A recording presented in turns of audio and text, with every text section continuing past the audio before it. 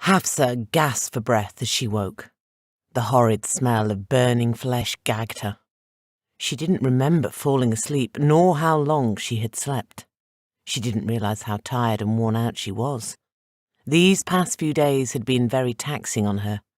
She felt like she was walking on the edge of a blade, trying to balance out fighting King Phalor's men and keeping an eye on the Knights of the Chosen. Not having to worry so much about the Knights allowed her to relax a bit, maybe too much. She recognized that putrid smell. She had been a soldier all of her life and seen men burnt countless times. Her stomach ached. That soup she had was not sitting well with her. "Commander," one of her knights said. He leaned down and reached out his hand to help her to her feet. She gladly took it. The Knight of Darhavin looked tired, like it had been a long night for him. A thick fog hit Hafsa as soon as she stood. She could not see anything. But it wasn't a true fog. They had killed so many of Phalor's men that they had decided to use the hundreds of bodies that littered the ground to their advantage. "How long have I been out?" she asked her knight. "Maybe an hour, Commander," he replied. Hafsa was not upset that her men let her sleep. They respected her and cared for her. They were the family she never had. She was frustrated with herself. She knew Phalor's men started burning the bodies. She knew they were setting up an ambush. "We are under attack, to arms, men!" Hafsa shouted. The Knights of Darhavin near her stood and drew their swords. The knight that woke her was about to blow his war horn when a sword pierced his gut. Hafsa looked around, surprised to see Phalor's men scaling the rampart walls. They had used the smoke to get as much of their men as they could to the wall. Hafsa cursed herself for falling asleep and drew her sword. In one quick movement, she cut Phalor's soldier's arm off. He fell from the rampart, screaming in pain. "Blow the war horn, they are on the wall!" Commander Hafsa shouted. She was determined to keep this position. If they lost it, they would lose the city. They did not have enough men to fight off Phalor's army without holding the gate. Several more of Phalor's men climbed up the rampart. Her knights quickly cut them down. "Sound the fucking horn!" she shouted. She parried a blow that was meant for her neck and kicked the attacker hard in his gut. As he doubled over, Hafsa spun and took his head from his shoulders with one clean strike. She barely had time to recover before she had to duck another blow. It was cramped on top of the ruined rampart. Every time one of her men got close to the war horn, they were engaged with another of King Phalor's men. She had to be the one to grab it. She parried a blow meant for her leg and spun away from the attacker. Her foot was right next to the horn. She ducked another sharp blow and rammed her sword to the hilt in the gut of the soldier. She had a moment to grab the horn. She put it to her lips and blew hard. It pierced the night like thunder. She heard the horn of the Knights of the Chosen by the gates in response. Her knights were rushing up the ramparts to help defend it. They were able to clear it of the enemy. Hafsa stood there bloody with several of her knights breathing fast. She could hear the Knights of the Chosen roar as they battled King Phalor's men. They were flooding up the pass unheeded now. The smoke was so thick, Hafsa could barely see her hand in front of her face. She leaned forward to peer over the ramparts. "Commander!" one of her knights shouted. She felt a rough hand pull her back. Several spears flew past her head. She ducked behind the rampart and thanked her knight. She looked around and several of her knights lay dead. She had to do something. Her men were dying in her enemy's city. There was at least another hour of that thick smoke coming from the hundreds of burning bodies.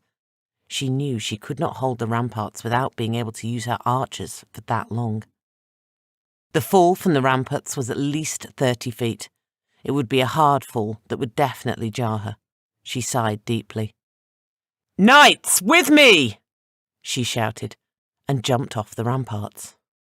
She didn't know what awaited her down there, if she would land on one of Phalor's spears. But staying on the ramparts was not an option. She fell hard on wet, blood-soaked ground. The air was knocked from her. She looked around and found herself surrounded by many of Phalor's men. Never thought I would die defending my enemy's stronghold, Hafsa said. She struggled to her feet and held up her sword. So be it, she said to herself. She attacked the nearest soldier of Phalos and killed him quickly.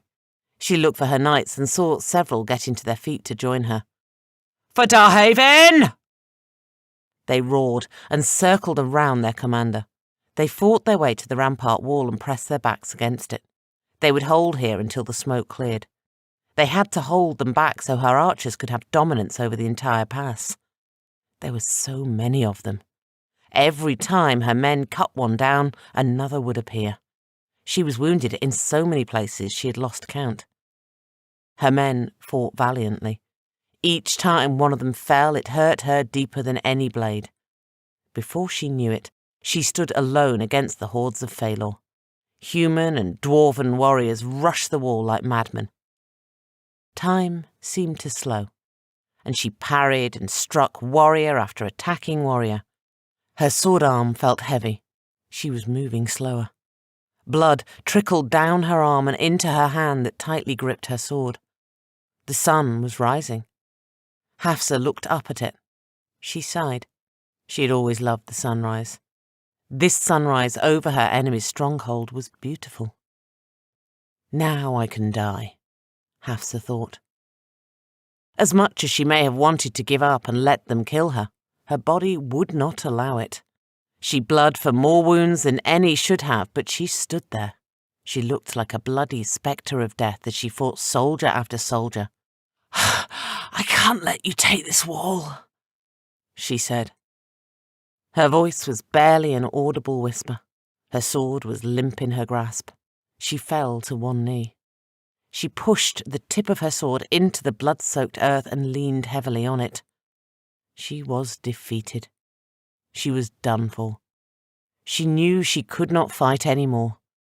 The bodies of her enemies lay all around her. She smiled grimly at her work. King Phalor's men halted their attack of her as they watched her fall. She was a titan falling on the battlefield, and she commanded respect. Even though she was their enemy, she had proven herself a great warrior, and they would let her bleed out on the field. One of Phalor's men kicked her sword from her hand, and she fell face first into the bloody ground. Her ears rang, and she was fading in and out of consciousness. "Commander!" She heard a voice that seemed to miles away call to her. She tried to turn her head to look for the voice, but she couldn't. Phalor's men started to drop like flies around her, arrows sticking out of them like they were pincushions. The smoke had cleared enough for her archers to regain the area. She felt herself being carried. She didn't know by who or to where. She could no longer keep her eyes open. So she closed them and smiled as she heard the steady sound of arrows finding their mark.